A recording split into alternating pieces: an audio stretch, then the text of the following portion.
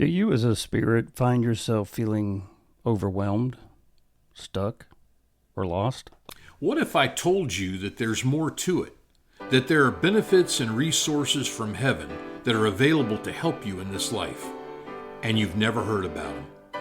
Are you curious? Well, join Gordon Merrill as he digs deeper into making heaven real in this life.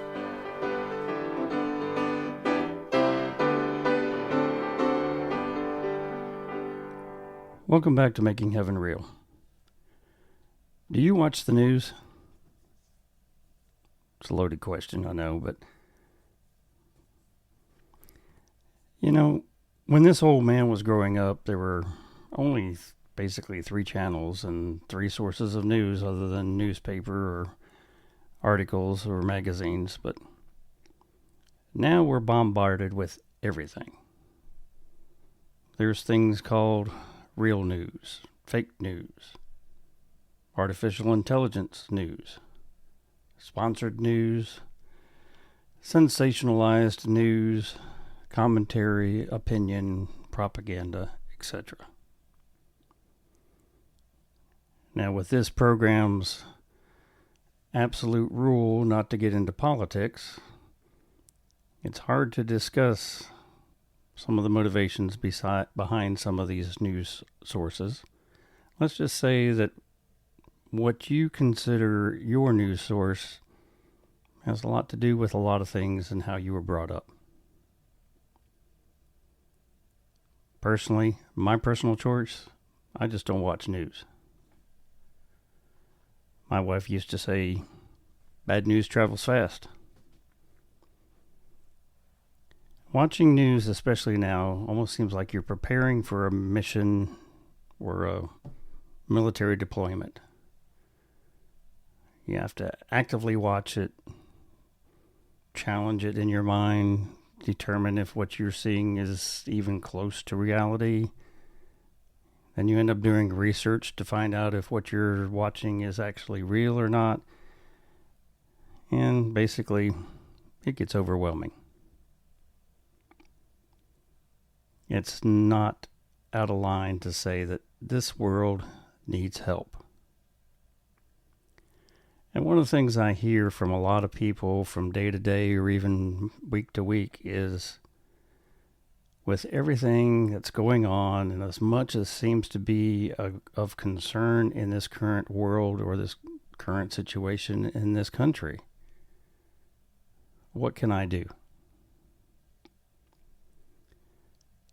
The big key is not to despair. I know that's easy to say and not hard or not easy to live with or abide by, but the big thing is not to despair. One of the things that I ran across just this week even had it hanging on a wall in front of me when I walked by, and it was the Serenity Prayer. For those of you who don't remember it, it's God grant me the serenity to accept the things I cannot change. Courage to change the things I can. And wisdom to know the difference. Well, that's kind of popular because it's been adopted by AA. That doesn't mean that that's the only place that applies. So keeping the Serenity Prayer in mind, let's kind of review some of the key points that we have reviewed in each of the previous episodes that bring us to this point. We are heavenly spirits that have been put into a human form and sent to this earth for a human experience. For that experience, we're here to learn, to grow, and mature. Early on, one of the things we learned about was heavenly equity. All of those things that heaven puts in place in order to answer a prayer, meet a need, put us in just the right place to do the right thing at the right time. We also learned that the only way that we can stop or control God is by our free will. God has no limitations except our free will. We are here on a pre-approved life's plan, one that we approved before we came here. Because of that, we discussed how there is no coincidence. Everything we run into is planned. We've also discussed our spirit team, how they're ready to help at any turn, whether anything that we come into is pre-planned or not. We also discussed how my wife was removed early. That wasn't a part of her original plan. It wasn't a part of my original plan.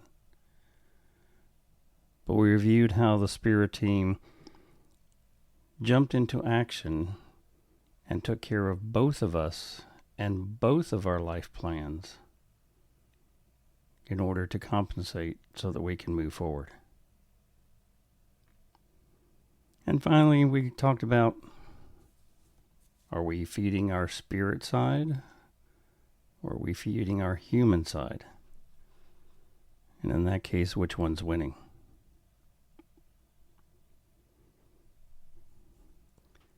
Given what we've learned over the last several episodes, who do you expect would be the one resource to possess the wisdom to know the difference? Going back to our serenity prayer. And what would you think would be the most trustworthy resource to be our best guide to lead us to change the things we can?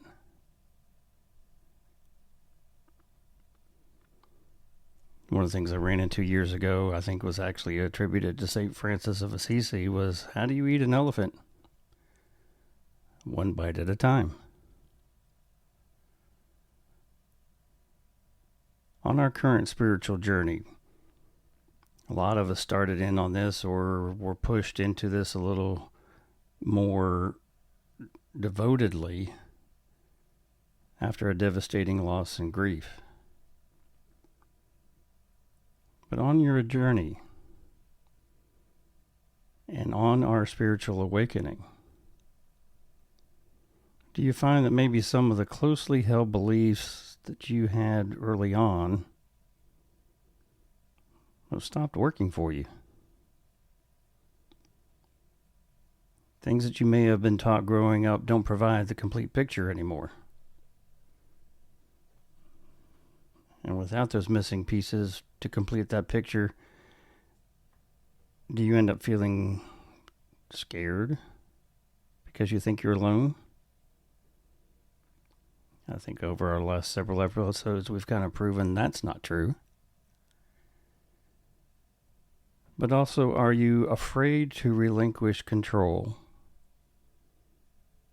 to your spirit team? To do what is yours to do. That phrase in and of itself, I think, is very telling.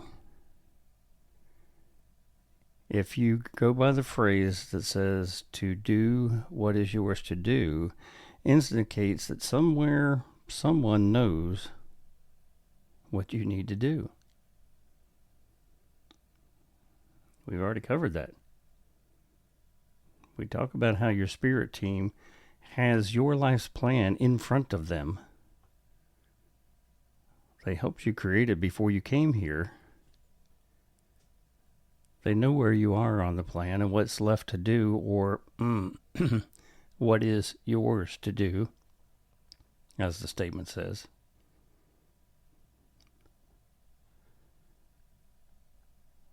I think the thing that's interesting is to do what is yours to do,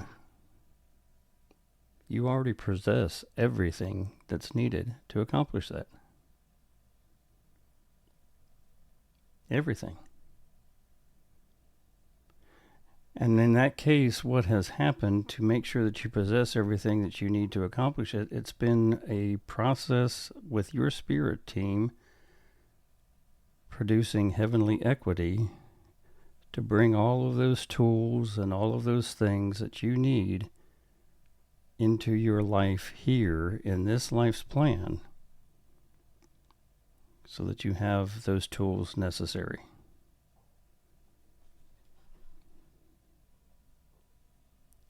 So if we go back and look at the Serenity Prayer again, what are the things that I can change, or what can I do in order to be a part of the things I need to change? It's kind of interesting that we look at this way, but when you start each morning, do you start the day positively? Do you tell yourself positive things? Do you actively work to disregard the negative influences that come into your life? Do you start the day with a series of positive affirmations that you speak out loud? Don't just read them. Don't just look at them. But the process of speaking them out loud has a greater effect. So start your day each day with positive affirmations, and start your day with positivity in mind, and disregard the negative influences, which gives you a brighter outlook on everything that comes into your day. How can you take control of what comes into your day? Start each morning by asking your spirit team to take control. Yes, I mentioned it a little while ago. Are you afraid to relinquish control? Most humans are. Until you experience that something else can do that for you. I think one of the things that's kind of interesting is if you've ever been a student pilot, learning how to control an aircraft. If you're in a car, you have left and right, front and back to worry about. If you're in an airplane, you have left and right, front and back, and up and down. More things going on, more things in your mind, more things to control. When your license is on the line, when it's up to you to safely control your aircraft, it's a little hard the first couple of times that you engage autopilot because you're not sure that relinquishing that control can actually positively affect your cockpit time, your mental awareness, and keep you on the proper flight plan. After you do it several times and prove that the autopilot works properly on your aircraft, it's a whole different situation. Because you now know that this button takes care of a lot of things that normally would take a lot of effort on my mind and on my situational awareness, that now I can relinquish some of that to another control. Again, we're back to aircraft analogies. But what happens when you take your situation and give the control to your STC? Let them lead you through the day. Let them plan your next several weeks. And let them take some of that mental strain off of you and some of that situational awareness off of you while they are in control. So you start your day positively. You start your morning asking your spirit team to take control. And spend the day shining your light forward from you to everyone that you come in contact with. Show them love, healing, and positivity. Going back to St. Francis of Assisi again, one of his famous sayings was, "Start by doing what is necessary." This helps you with your being overwhelmed. Just start with doing what is necessary, then do what is possible, and suddenly you are doing the impossible. Don't have to be overwhelmed. Don't have to feel lost. Just do what is possible. Do what is yours to do, which your spirit team knows and will help direct you. Even with all the activity in the world around us, we don't have to feel alone, overwhelmed, or lost. With the guidance of heaven and their heavenly equity from our spirit team, employing that on our behalf, we have everything we need to do what is ours to do. The rest we leave to heaven to handle for all of us. Just another way you can make heaven real in our world. We hope you learned something new about God's love and His resources during our time together. Please like and subscribe so you don't miss out. You can find our social media links and our contact info in the show notes. When you're commenting, please reference the episode number. Join us next time as we again search out the ways of making heaven real in this life with Gordon Merrill.